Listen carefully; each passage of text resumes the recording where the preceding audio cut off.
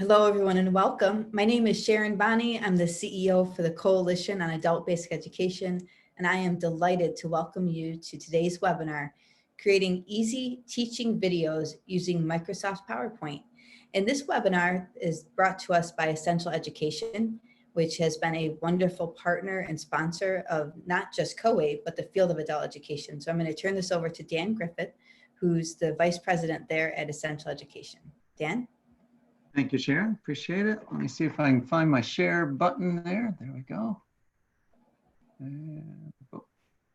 Thank you so much. We love working with COABE and all the great things that they're bringing forward to the field right now and always really.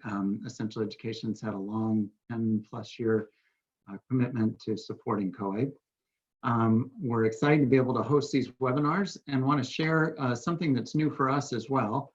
And I think Ashley from our team is going to put this in the chat box, this web address of essentialed.com/educator/distance learning series.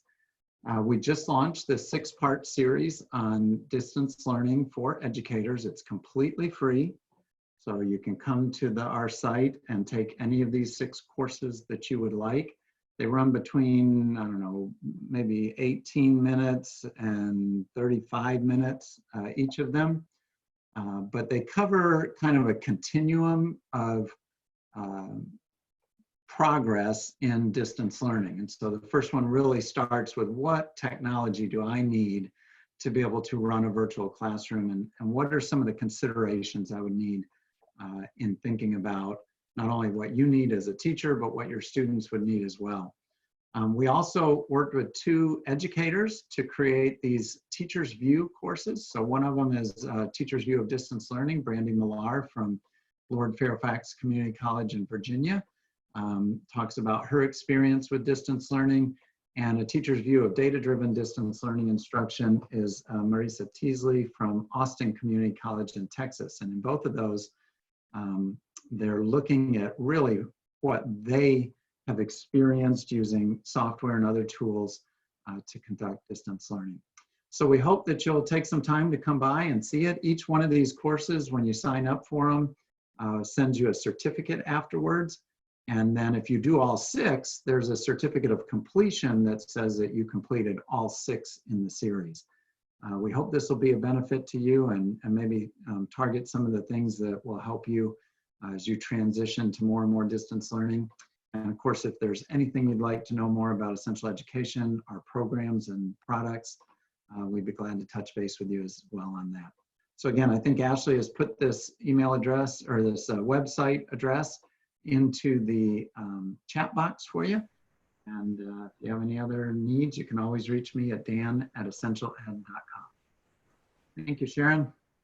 Thank you so much, Dan. We really appreciate that. And you can see why Essential Education has been such a wonderful partner. I mean, look at those tools and resources they put together for the field so quickly.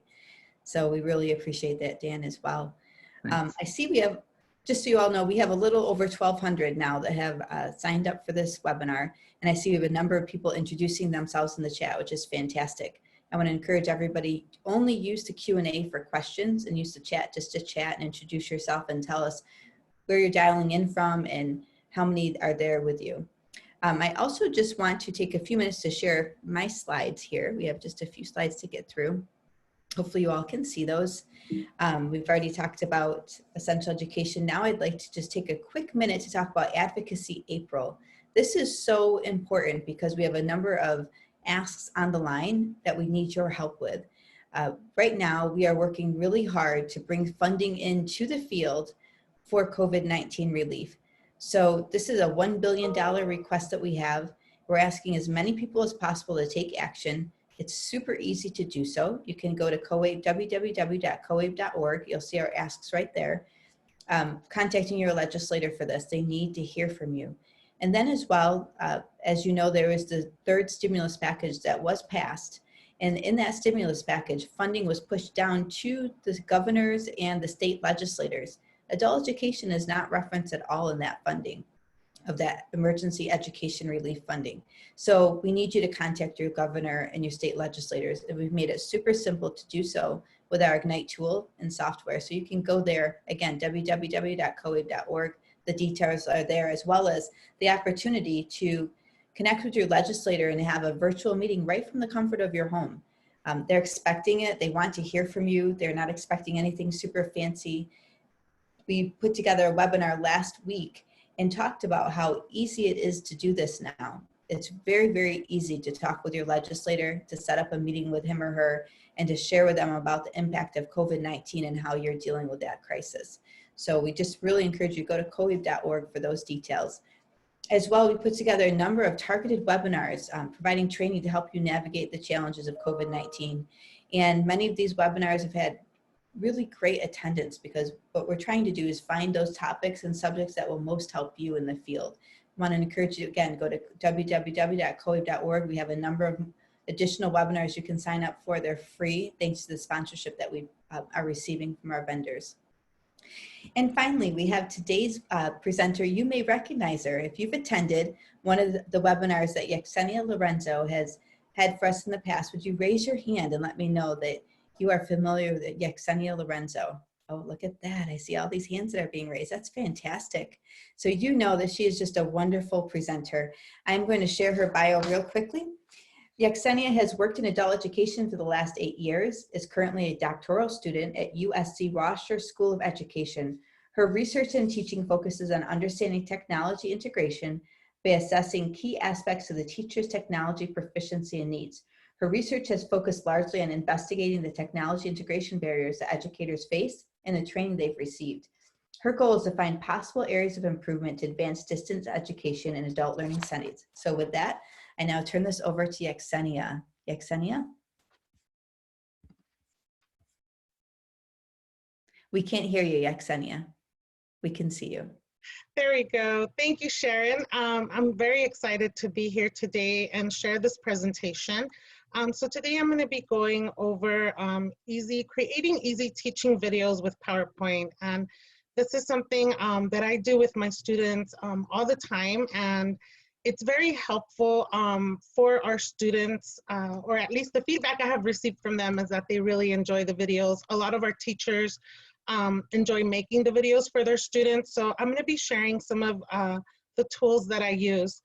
So our agenda for today is to create a simple PowerPoint for vocabulary, or I've also used it for any type of message that you want to give your students with voiceover. We're going to learn how to add the audio to our PowerPoint. And then at the end, we're going to export our PowerPoint and create a video that we can share with our students. So the goal is that we do short videos. So a microcast is a short video that's no more than 5 minutes. So microcasts can be parts of longer lectures, or it can be broken down pieces of your lesson that can be made into very short bursts that you'll share with your students. So really most of the videos will be short videos that you want to make so your students have access to them and are able to process that information. So as we make these videos, we want to keep in mind that we want the information that we're sharing with our student through the PowerPoint is information that they can process and it's manageable for them to learn. So we want to facilitate the learning as much as we can into manageable parts. So those are two things that we want to keep in mind. So how I use these videos. So I'm going to be sharing a video with you that we created for an IET program. And the focus of this video is for a pharmacy technician course where students are ESL learners that are learning pronunciation of drugs. So the video was created to help the students with the medications that they were learning that week. And I want to share with you so you can kind of see what a video like that looks like. So give me 1 second and I'm going to be sharing a different screen with you.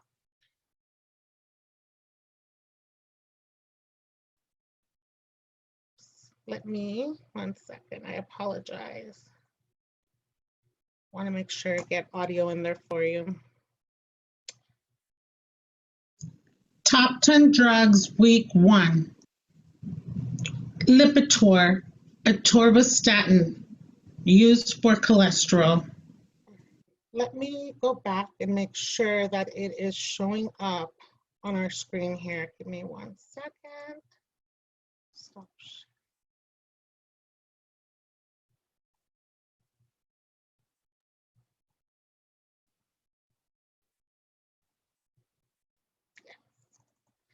All right, so this is our video. This is one of the videos that was done with PowerPoint, so I'll be sharing this. Top 10 drugs, week 1.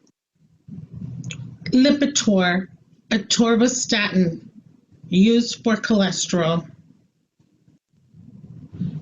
Nexium, esomeprazole, used for GERD or stomach.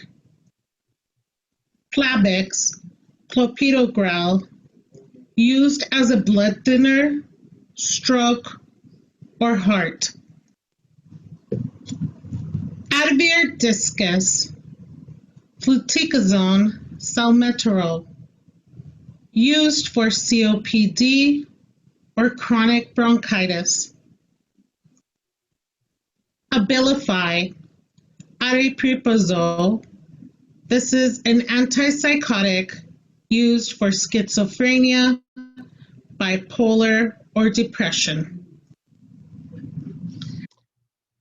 I wanted to share just 1 minute of that video, and as you can see, that whole video is made with PowerPoint, and it just has the voiceover behind it, and the slides change as it goes through each of the slides. So I'm going to be teaching you how to do that. So I also use the PowerPoint sometimes to maybe give a presentation of my lesson for the week. So sometimes I will do a very quick 1-page PowerPoint to maybe send out the agenda for the week or to give an announcement sometimes. The easy part of it is, as you will be able to see at the end of it, is that we can upload this into our Google Drive and just share the link with our students. So we can even just text the video out to our students or share it on our learning management system or share it on our website. So they're very easy to share and very easy to make. So these are going to also, I also use them for a closing review sometimes, or you can even do your lecture. So if maybe you have, a PowerPoint that you already use for a lecture, you're just able to add voiceover and send that out to your students now as a presentation. So that was the example of one. So our first step, what we want to do in our first step as we open up our PowerPoint is to open your PowerPoint icon and select a slide. And if some of you are wanting to use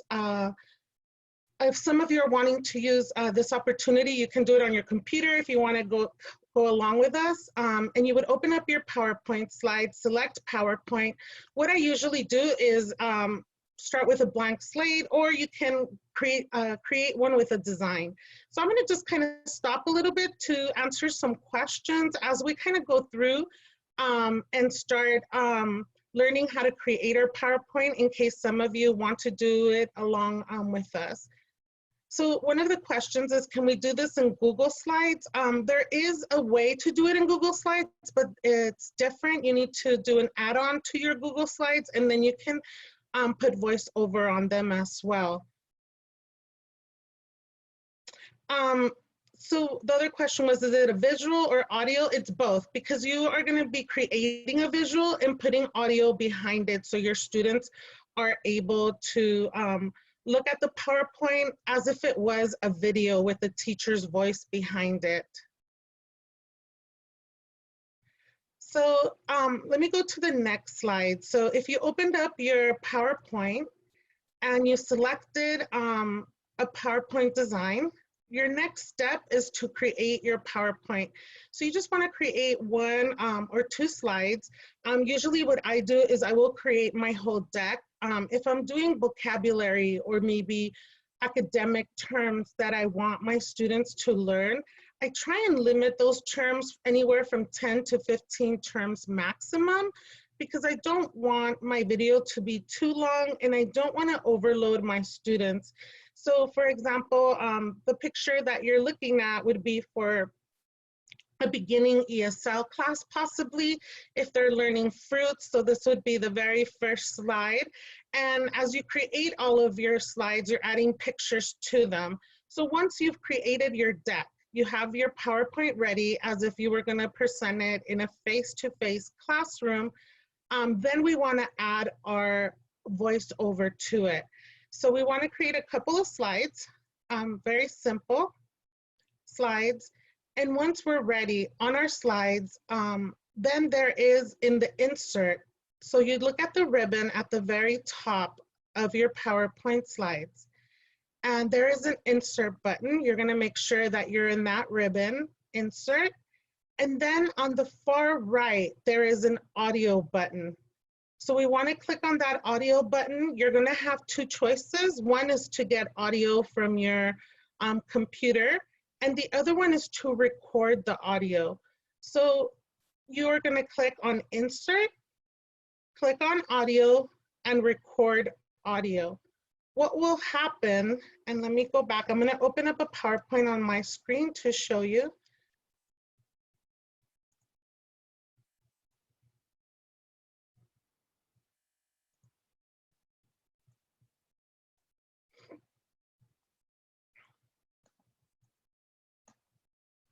Okay, so let me share my screen again. So what will happen when we add the, when we click on those two buttons, you will get a little, a screen that will give you a recording. So this dial box right in the middle, it says record audio. You can change the name of it. I usually leave it the same, so I don't really change anything. And what you're gonna do is click in the middle, there's a little red button. So you will click that, and then you will start to record the length of your audio. What you will notice right in the middle, it says total sound length. This is counting off for you. So I usually just give it a second, so it'll start counting off at 1, and then I'll start to record my voice. What will happen at that moment is it's recording everything that you're saying, and it's attaching it to this specific slide. So when I pressed OK, you'll see this little speaker sound here, and you can play it back to yourself, and then you will start to, so it was just recording everything I said. So once I have the little speaker, I usually make it small and try and hide it at the corner somewhere of my slide. And then I go to the next slide. So one of the things that I love about PowerPoint is I don't have to sit here and record my whole PowerPoint. And especially as we're working educators from home right now, you know, there's a lot of distractions. So I do love this opportunity where versus a screencast where you're recording the whole time, and then maybe you get to the middle and your dog starts barking or your baby starts crying, and then you gotta pause and re-record from the beginning. In PowerPoint, you're actually recording each slide. So you can stop recording at any time. Once you get this slide going, you've listened to what you recorded, you're happy, you move to your next slide, and then you do the same thing. You hit audio, record audio, and again, right in the middle, you'll see that red dot. You press the red dot, you'll notice total sound length. Once it gets to 1, you can start recording. I usually just give it that 1 second in the beginning so all your slides are not merged together very quickly. Once you're done recording your voice, you hit OK. And you will see your, oh, this time it didn't do it, sorry. Let me record again. So you'll hit the red dot, record your voice. This red button here is to stop, so you can stop recording. You can listen to it here before you place it on your slide. And once you hit OK, you'll get your little speaker. If you don't like it, say for example, you don't like what you hear, you can just right click on the speaker and delete it and then restart over again. So usually I'll just delete, and then I can restart again and record my voice again on it. So that's going to be your little dial box that you're going to use to record each slide. So let me go to questions again before we move forward.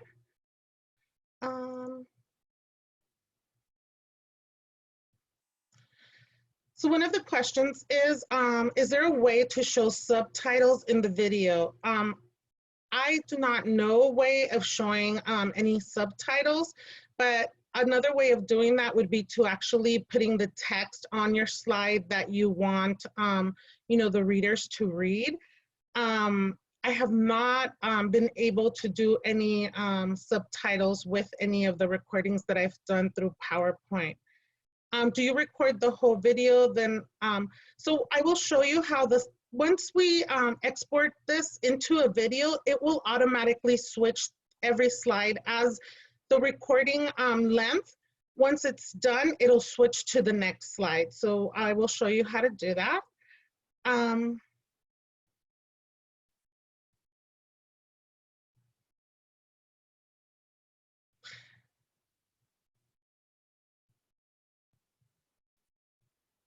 Okay, so I think the rest of them are things that we are going to go over.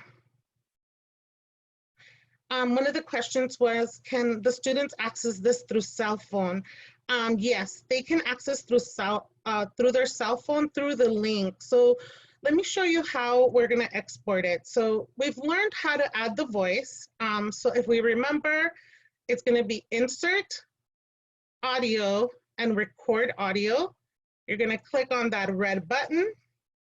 Once you're done with your recording, you're going to stop and then click OK. So now you know you have your recording and you can move your speaker anywhere on the slide. I usually make it really small so it doesn't really interfere in the look of the slide.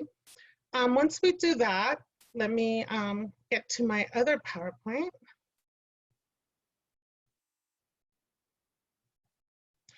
Then we're going to export. And the way that you're going to do that is the first thing that I do once I've added my work to my PowerPoint, I always save it. So you want to save it somewhere. You want to title your PowerPoint, of course. And once you've saved your work completely, so after you've recorded all of your voice in each slide, then you're going to come back, save your work again, and then export it into video. So you're going to go to the File button. So at the very top of your PowerPoint that you're working on the left, you have a file. So you're going to click on File. You're going to click on Export. And once you click on Export, you're going to click on Create Video. So I'm going to go back to my other PowerPoint so we can take a look at it. So there's a lot of back and forth today, and I apologize. So we're going to click File, Export, and Create Video. Once we create video, and I have already added voice to everything in my slide, I just click Create. So once it's creating the video, it's going to tell you, it's going to bring up another dial box on top. You want to name your file because that's what your file name is going to be. And right here, you'll see where it says Save Type. It's saving it as an MP4 video.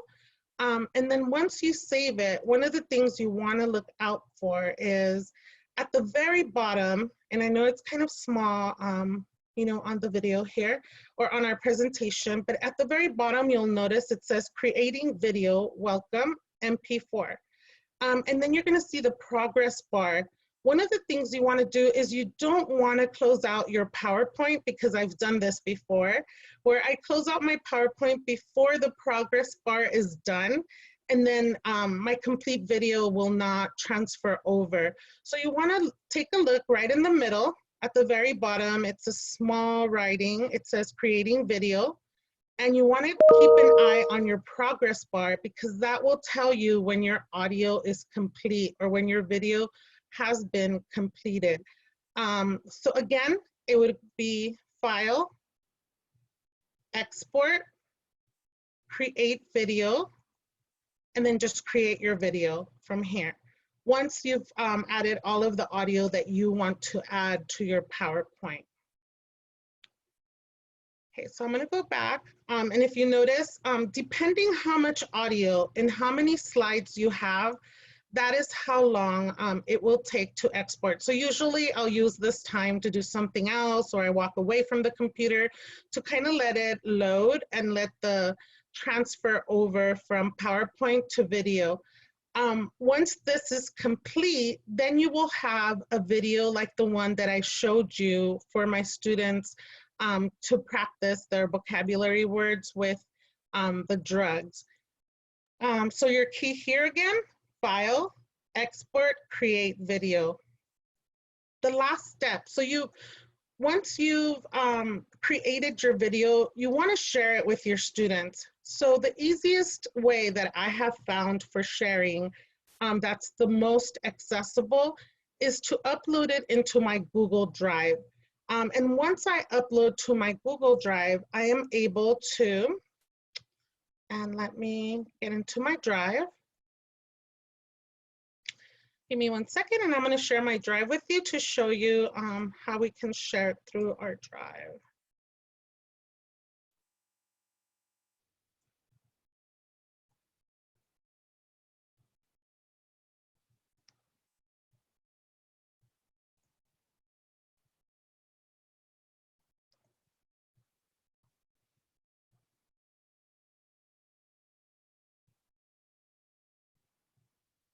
Okay, 1 second, I apologize.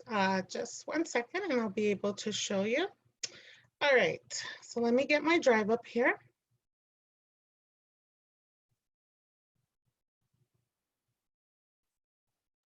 All right, so this is my Google Drive. This is where we upload all of our documents. So you wanna hit new, and then upload file. So you'll find your video on your desktop or wherever you've saved your video.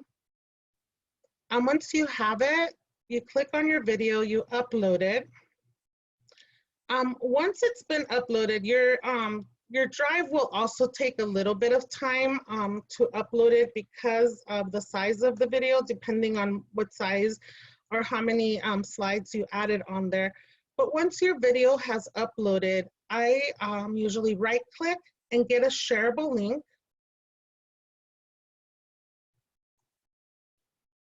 One of the things that you want to make sure is that your link is set up for everybody to view only. So that way they're not able to replace your video or delete it or anything like that. And then I just use this link to share with my students. So I use Google Drive to share with my students, but you can also share them through other, you know, if you share through Dropbox or anything like that, then you're also able to share them through there. But I always share the link with my students. So for example, if I have a texting app that I'm using, I will just share the link through the texting app. Typically students will not have a problem viewing it on Google because it already transfers it to, it transfers it to a file that's understandable. So you're downloading an MP4, and if you upload to Google, even if they're using their phone, they'll still be able to hear the audio, and the video will play as long as they have internet access or some type of data access, then they'll be able to play that video for them. So let me go back and see if there's any questions on our questions. I use Remind app. Will that work? Yes, I have several teachers that actually use the videos Remind app, and it's one of the easiest ways to do it because they don't require any special app. You just send them the link. Once they click on the link, it takes them to their internet and they're able to play the video. So yes, we'll be posting the presentation, and what I will do is I will send a handout to Sharon to post as well, where we can utilize if you're gonna use Google Slides, there's a different way that you can do it, but it's very similar to what we presented. So we'll be able to give you that information as well.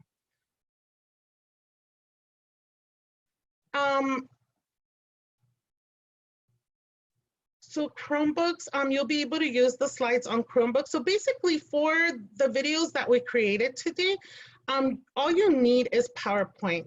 The key to the videos is PowerPoint. That is how you're gonna make your video. And that is the program that you are going to be using. Of course, you can still use Google Slides, but it does, it's a little bit different format to create those videos. So again, from your PowerPoint, how can I say this? It's an easier function. And one of the questions was, if we're using PowerPoint, why not use Google Slides? Why are we uploading it to Google? The reason why I'm uploading to the Google Drive, it's because it's the easiest way to share with your students. You want to just be able to send a link. You can upload these videos into the learning management program. So you would upload that video just as an MP4. So you wouldn't change anything on the video. You don't need a link if you're going to upload it into a learning management system. But if you're gonna just share it with your students, or you're trying to find a really easy way to send it to your students where they don't need a special program, they just can click on the link and watch the video, then the easiest thing is to utilize some type of drive where you can get a link and just share it with your students. So again, your step is to start with PowerPoint. And you want to create your PowerPoint that you already have. Maybe some of you already have PowerPoints that you are showing in a face-to-face classroom. You may want to, you know, see if you want to split some of those PowerPoints, maybe utilize 2 different videos depending. And the reminder here would be to use insert and record audio. And then once you do that, file and export video. The exporting, you can put it on your desktop. You can put it on a flash drive, just as you would save any regular document that you do. Let me see if there's any other questions, because I know this presentation is a little bit short because we're basically teaching a very simple skill that you can use for your students.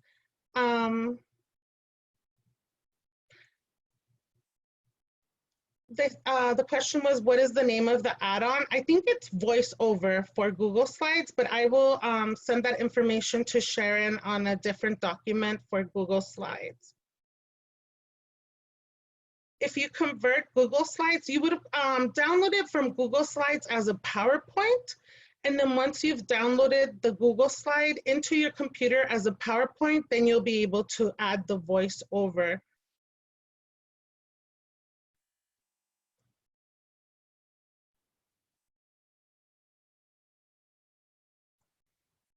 Let me see if there's any other questions I can answer. Can you create the whole PowerPoint, then go back to add the audio? Yes, that is usually what I do. I will create my whole PowerPoint, the whole lesson that I have on PowerPoint, save it, and then add audio to each individual slide.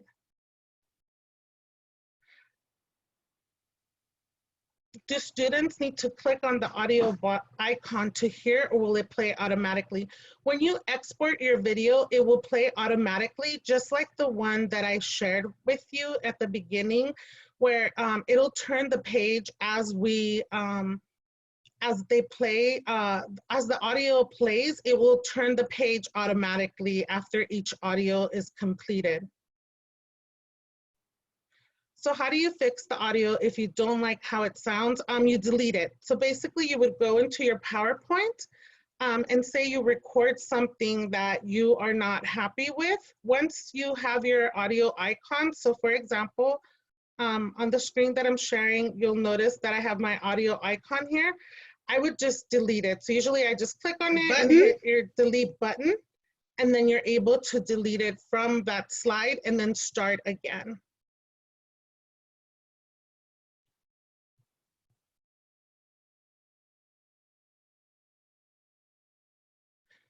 Can you record your PowerPoint audio in presenter mode so you can read the slides and notes while you're recording? Yes. And you can actually read your notes when you are not in presenter mode. So you would just click the notes at the very bottom. So if you look at the screen now, at the bottom, there's a notes icon. So if you click on it, you can minimize the slide and then read your notes at the bottom. But if you go into presenter mode, which I will not be able to do because of the Zoom capacity right now, there's also an audio button that you can click on there that will allow you to record audio from presenter mode.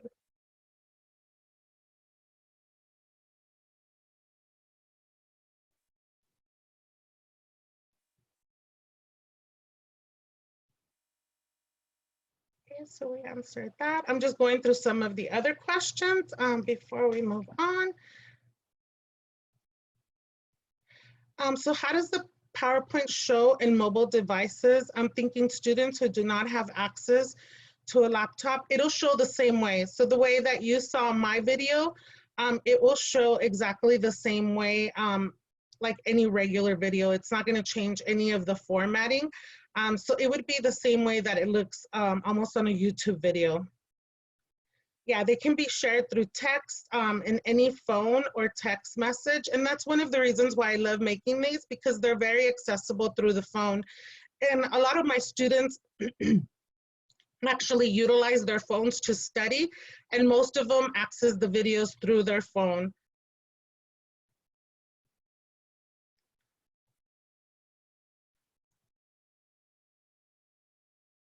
Do you have to click insert before audio each time? No, once you're in insert tab, the audio button is there. So as you switch slides through your PowerPoint, you would just click audio and then record.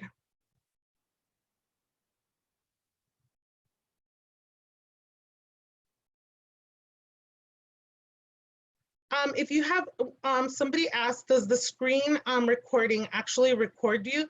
Yes, if you have a laptop that has a camera and you've set it up to do regular videos, you can do the screen recording, and that's a little bit different because then you can write on your PowerPoint, or you can use some of the tools so you're recording your screen as you're going along. So there is a screen recording as well.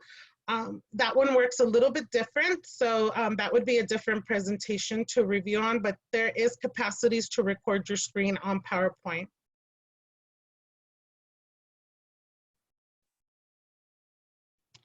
So if there's a portion of the audio that you don't like, can you re-record just that portion? So usually you will delete the whole audio for that specific slide, not for your whole PowerPoint, but you would just delete it for that slide and then re-record. That is one of the reasons why I like it, because even if you have 20 slides, you're just doing one slide at a time. So if you mess up on one slide, you delete the little speaker icon and then you start over again.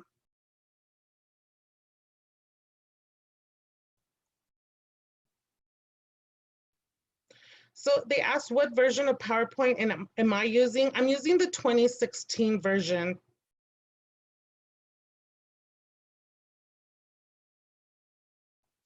Students don't have to click on the sound version. So for example, let me go back to my video very quickly. So when your students get the link, what they're gonna see is just the video loading up. So just if I was to click on my video now, what's gonna pop up is the video. So this is what your students will see right in the middle here. They will just see the video, and then typically when they click on it, it will automatically start playing on it, but it is a video function. So if they hit the play button, they can pause it here, they can continue to play it. But typically when you're on a phone and you click on a link, the video pops up and it will automatically start playing for the student.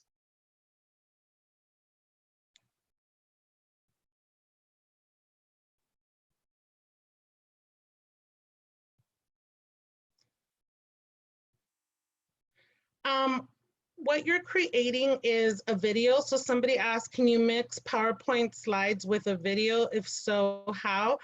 I wouldn't, when you're embedding a video into a video, it gets corrupted. So I wouldn't suggest embedding a video into the PowerPoint, what I would do is create the PowerPoint. If you're providing instructions for your students, then you would create those instructions on your PowerPoint. They would play that video and then ask them to play the video that you want them to watch in another link.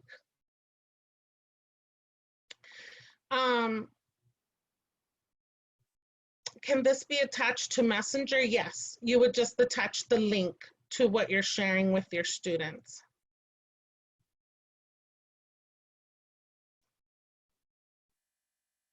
So your school uses Office 365. So what you would do is open desktop version. So when you're on the Office 365, right in the middle, you should see a button that says use desktop version. And when you click on it, you'll see the download of the PowerPoint coming to your desktop.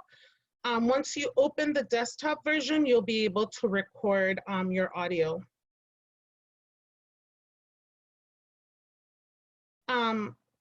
Another question that we had is, are the recorded slides compatible with virtual conference platforms as a Zoom? Yes, they are compatible. If you wanted to share it on Zoom or any virtual conference platform, you can share them and it would be just like playing a regular YouTube video.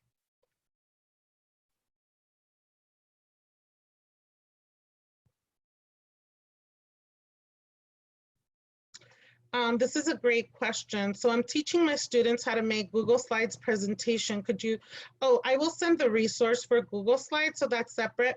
But one of the things I did have my students do, and this is a really fun activity for them, is I taught my students how to insert audio, and they did a video presentation of themselves where they just put their picture and a couple of things about themselves, and that is how they present themselves virtually. By creating their own PowerPoint video. Students do not need to have the PowerPoint app. Only the instructor does. The instructor that's making the video is the only person that needs to have a PowerPoint app. Once you create your MP4 file or your video, then you're just sharing it, and students don't need any other access to anything else.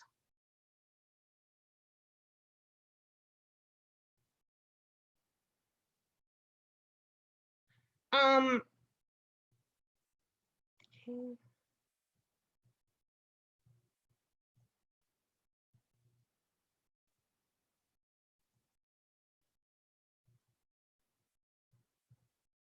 I think it's asking if we can upload the video to YouTube. Yes, once you have it on your desktop, you're able to upload the video into YouTube or any other platform you want to share it with.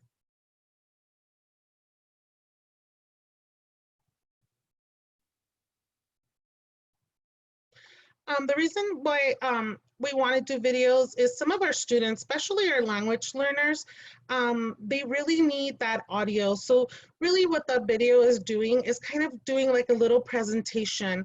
So especially, for example, when I taught ESL and we would be in the class and we would have, you know, we were teaching vocabulary, we would do listen and repeat. So these videos are perfect for that. For the other tool that we can use this video for is for any presentation that you were doing in your classroom before, where possibly you know, you were lecturing on something, then you can share that PowerPoint as a lecture, but this time you will be adding your voice behind it. And then students will listen to you speak, or you can discuss additional notes that you have on your PowerPoint. So they're not just used for vocabulary. Sometimes I just, like I said earlier, I create one slide and it's just the agenda for the week for my students. And then I send them off the link. What this really does, it kind of adds a personal touch because it has your voice on it. And your students engage a little bit more than if you just send, you know, an email message. If you send them a little video that has your voice on it and they're able to listen to you telling them what you're going to be doing this week, it makes it a little bit more personable. and the students are able to go back to the video if they don't understand something. So the videos are not just for vocabulary. You can use them for any other activity that you could think of where you would want your students to hear audio from you. You can make long videos. One of the things to remember, the longer videos are going to take longer to export. And one of the things is how long attention do we have from our students? So we want to make our videos short. I know I recommended about 5 minutes because our students' attention span is not going to be, if you give them a 30-minute video, chances are they're not going to listen to the video for the full 30 minutes.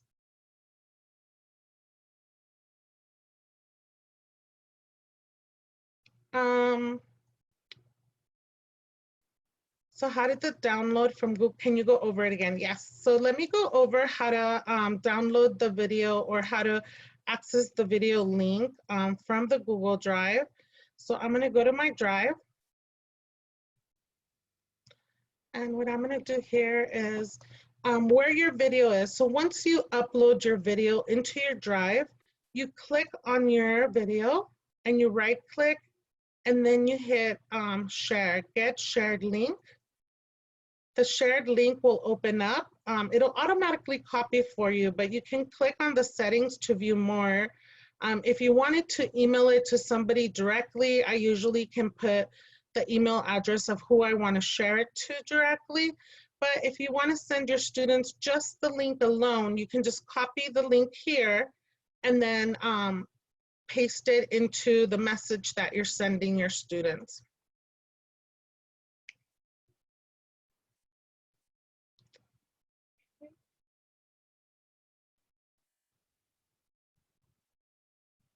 Can video directly be uploaded to Facebook or any social media? Yes, you would just do it the same way that you share any other videos. I usually like using the link as well, so upload that link to them.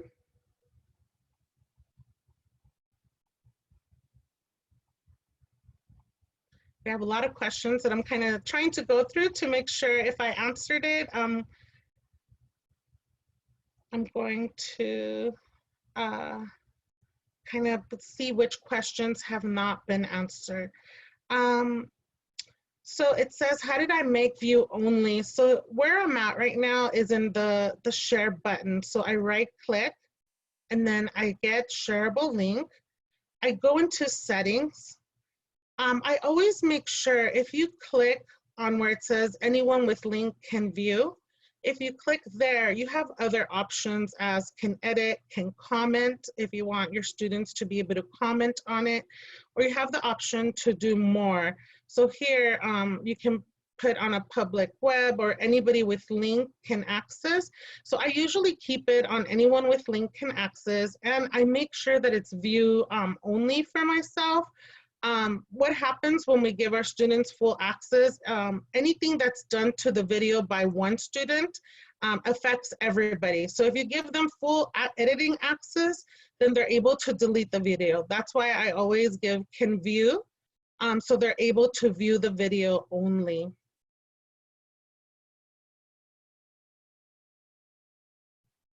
Can I demonstrate uploading a picture or page into the PowerPoint? Absolutely. So let me go back to my PowerPoint and I will show you how to upload a picture. So when you're in PowerPoint, the easiest thing that I do for pictures is I go to insert and then I like the online picture. So I just click online, and this is the easiest way to do for myself. And then I can search on the search button and it just pulls pictures from the internet. So let's just say I am teaching my students about fruits and I want to find a banana. So I just type out the word and then I can pick the picture. And let me go back really quickly. So insert online pictures. It gives you your dial box. Oops. Let me go back. There we go. All right, so insert online pictures. You click on online pictures. you enter the word that you want, a picture of what you want. So I want a picture of a banana. So I click on the one that I want, and you'll notice that little red box with the check mark, and then you hit insert, and it'll insert the picture directly onto your PowerPoint. One of the features that I like about PowerPoint, if I click on design, and then design ideas, this one doesn't have any. Let me try a different picture. It'll usually give us ideas of how we can design differently, and sometimes it gives you really good ideas of how you can change that picture around.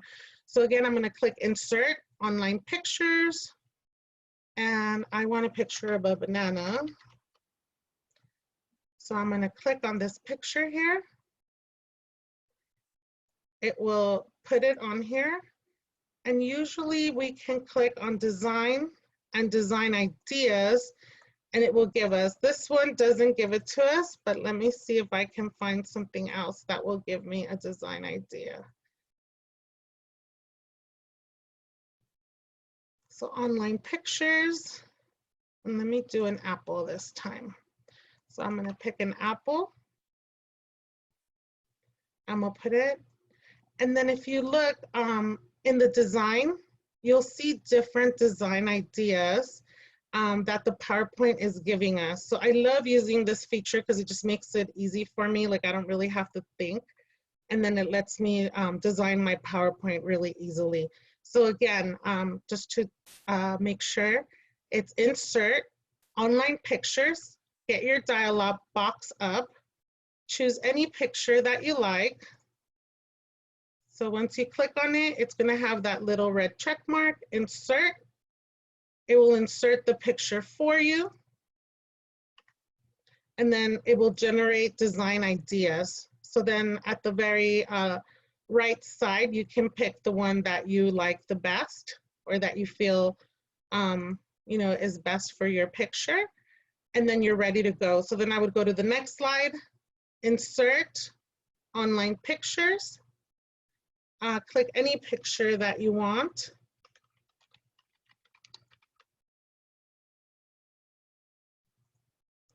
So it'll give you the checkbox, insert. And then if there is design ideas, you will get them on the right. This picture didn't have any design ideas, so I have to design it myself. Sometimes it doesn't give you anything. And sometimes it will give you design ideas even without you putting a picture. So here we go again, insert, online picture. Choose any picture that you like, insert. And then look at your design ideas so you don't have to really work. You just let PowerPoint do it for you. And once we have all our pictures, again, we would go to insert and then audio, record audio. Okay, let me see if there's any other questions I can answer before we complete today's seminar.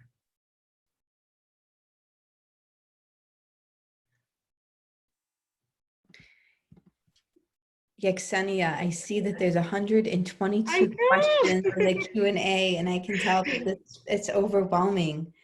So it's 2:54, folks. What we're going to do is I'm going to launch a poll here real quick and give Yexenia a couple more minutes to look at the Q&A, but I just also want to mention that we have the ability to come back through and send you an email after the fact. So I'm going to take all these questions that have been submitted. We'll look through them and see if there's, you know, which ones are different, and we'll send you an email. So just wanted to let you know that. We'll also post general answers to general questions. You know, if we see the same questions over and over, we'll post those and include them along with the email out to folks. That will include your certificate of attendance as well as the resources. So just to remind you, everybody here will receive a certificate of attendance, and also all of our resources are posted online through our Adult Educator Repository, which was also very wonderfully sponsored by Essential Education. So thank you everybody for making time for this. And Yexenia, before we go our separate ways, are there any last questions you'd like to answer? There's quite a few questions, so I think if you can help me send me those, I want to really merge them together and make sure that everybody gets the resources that they need. And what I'll do is I'll send out 2 handouts, one for PowerPoint and one for Google Slides, because I did notice a lot of our teachers use Google Slides, so I want to make sure that they have that resource as well. And we'll get answers to these questions, and we will also get those 2 different handouts, one for PowerPoint, one for Google Slides. And hopefully they'll be able to utilize them to create their videos. Fantastic. Well, we can see here from the results of the poll that this is, people really appreciated the information. It was super helpful. And, to everybody that's here with us, we were kind of wondering, because this is specifically a targeted sort of a special skill above and beyond what we've taught in the past, we were really, curious how many people would attend. Well, there's been over 1,200 that registered for this and more than 1,000 that were on at one time. So thank you all for your patience with us as we sorted through all the questions. And thank you to Yexenia for doing a fantastic job on this webinar and for the 2 other webinars that you have participated in as well. So thank you everybody for your time. To our participants, thank you to Essential Education for your sponsorship. And we hope to see you on our next webinar, which is tomorrow at 2 o'clock Eastern Standard Time. This webinar will be dealing specifically showing how the state of Texas rose to the challenge of the pandemic and what they've done. As well, we're going to have webinars every single day for the next 3 days. And most of these webinars have a sold out capacity as well. So I want to encourage you, check it out, www.coeub.org. And if you're not able to get on the webinar just due to seat capacity, it'll be on our adult educator repository, so you can still join us that way as well. Thank you, everybody. We hope to see you in the near future. And thank you again, Yexenia, for a fantastic job. Bye now. We'll see you tomorrow.